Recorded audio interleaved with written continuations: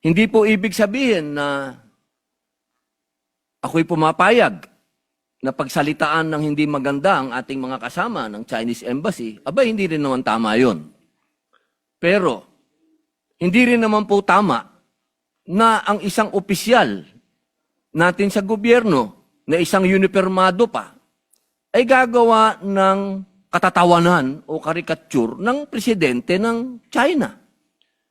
Sapagkat kanina po, habang nag-uusap kami ni Senator Amy Marcos, sabi ko sa kanya, kung yan, ginawa ng China sa ating Pangulo na si Bongbong Marcos, ako'y oposisyon, pero gagawin nila yan kay Bongbong, ay unang-una po ako magagalit. Sapagkat hindi ako papayag na babawin ng kahit na sino ang Pangulo ng Pilipinas.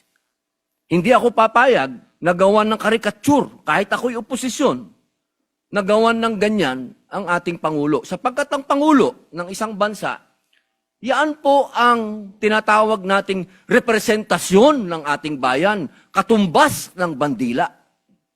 Kung ano ang tingin natin sa bandila, yan ang tingin natin sa Pangulo.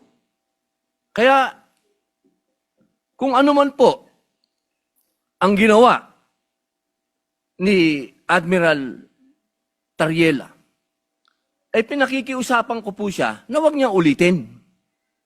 Sapagkat, pag nambastos ka, babastusin ka rin talaga.